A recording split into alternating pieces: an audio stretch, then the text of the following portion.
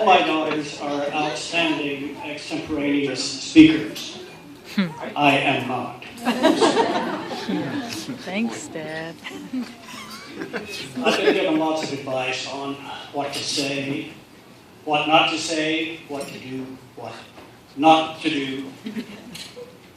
Such as keep it short, 7 minutes, actually. Well, not. Say nothing embarrassing, no Italian jokes. Try to remember names. Don't forget your gas X. However, as I've shared a home with a wife, 4 daughters, 2 female cats, a female dog. It's been about 31 years since I've been allowed to say anything that wasn't laughed at, totally ignored, ridiculed. This is too good an opportunity to miss. In short, it's my speech and I can say what I want.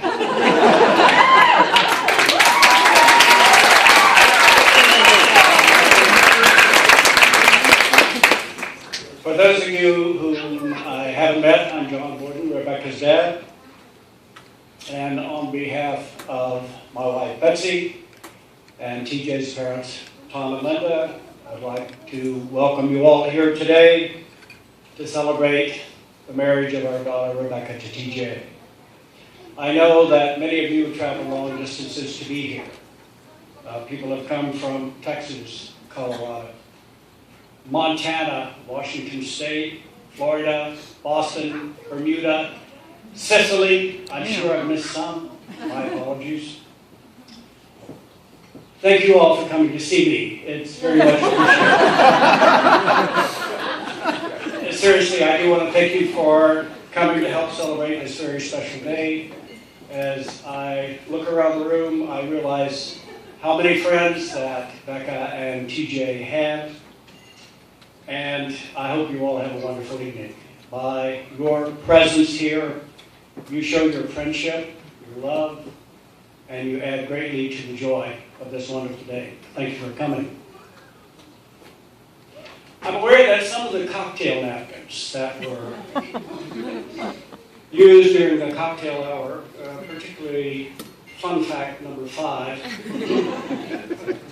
noted that I am from Monroe, Louisiana, the hometown of the Robertson family of the Duck Dynasty fame. This is true, actually. Actually, they're from West Monroe, but only the Washita River makes a difference. Some of my family actually share property lines with the Robertson clan, but I left Monroe in 1979. I've never hunted ducks. And since I've lived outside the U.S. for the last 3 years, I've never seen an episode of Duck Dynasty. Clear things up. However, my brother-in-law, Mike Bricker, from Houston, who happens to be here tonight, could teach a thing or two about duck hunting to the Robertsons. Isn't that right, Mike?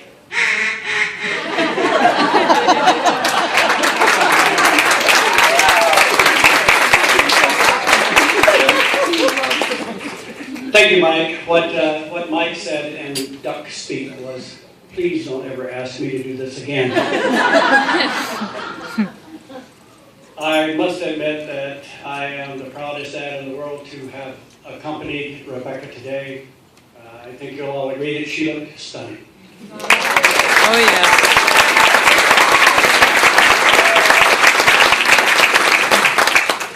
This is where I'm supposed to say a few embarrassing things about Rebecca when she was younger.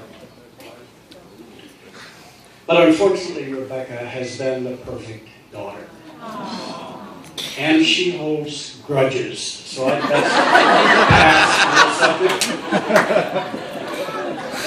subject. Smart move. Suffice it to say that Betsy and I are both very proud of how she looks today, how she's grown up, and we're both delighted that she has found someone that she obviously loves and cares so much for. Today, I look at Rebecca and I see an independent, attractive, elegant young woman.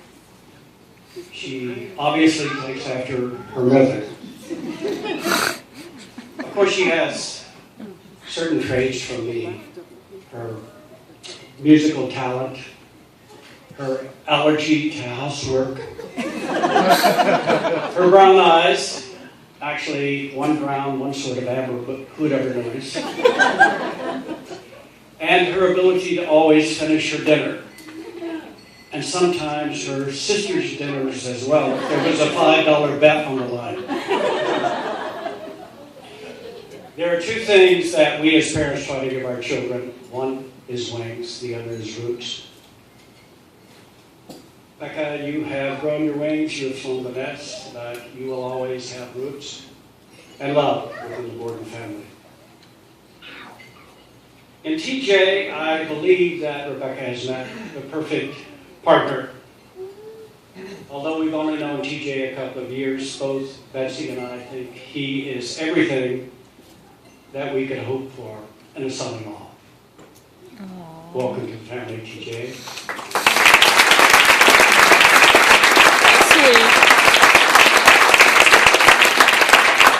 TJ has many good qualities, not the least of which is an appreciation for the finer things in life.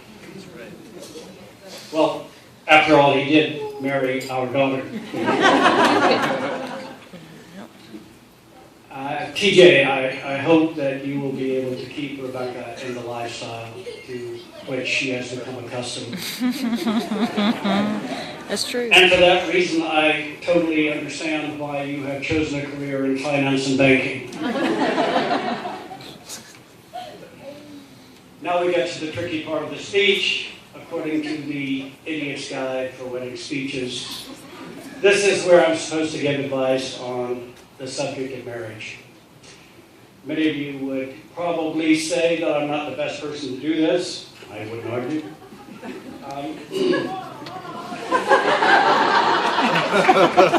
Perhaps the only thing I know about marriage is it's the time you stop painting the town and start painting walls and ceilings. Good one.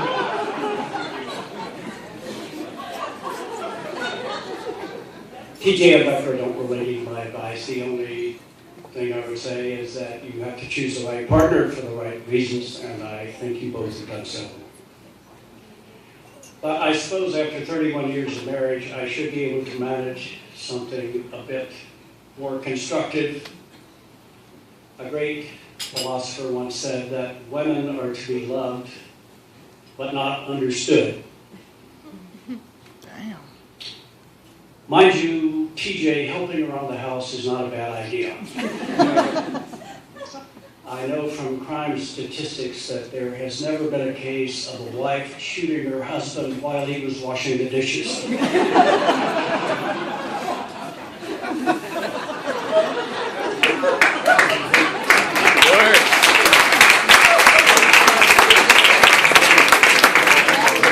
Marriage will teach you many things, TJ. Loyalty, self-restraint, obedience. That's how he says that. After 31 years, I'm still receiving daily training. There's no challenge in a marriage that can't be overcome by one or more of the following statements. I was wrong. You were right. Yes, dear. I love you, dear. Another piece of advice, TJ, never get into a debate with Rebecca. She's been in competitive debates since the 7th grade, culminating in national competition as a senior in high school. Don't debate her, you'll lose. Marriage is a meeting of two minds, two hearts, two souls. It's clear that TJ and Rebecca are a perfect example of this. But the actor Richard Burton once said, "A woman accepts a man for what he is, and then spends the rest of her life trying to change him." So we should all take one last look at TJ. As he is, because tomorrow Rebecca starts remodeling.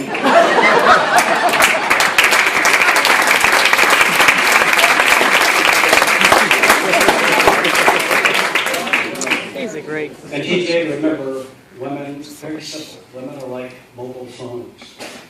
They like to be held and touched and talked to. But push the wrong button and you get disconnected. He's on a roll. In 1988, a young black folk singer from Cleveland named Tracy Chapman released a single called Baby, Can I Hold You? The song included the lyrics, sorry is all that you can't say. Years gone by and still words don't come easily. Words like sorry, forgive me. I quote these lyrics because pride must never be allowed to cause a rift in a relationship. You may go to bed angry at each other, but never wake up angry at each other. Forgive, forget, live long, and love long. Marriage isn't just about finding the perfect partner, but also about being one. With that said, and I need a glass, it's now my pleasure to propose a toast to the happy couple. May they be blessed with happiness that grows, with love that lasts, and a peaceful life together.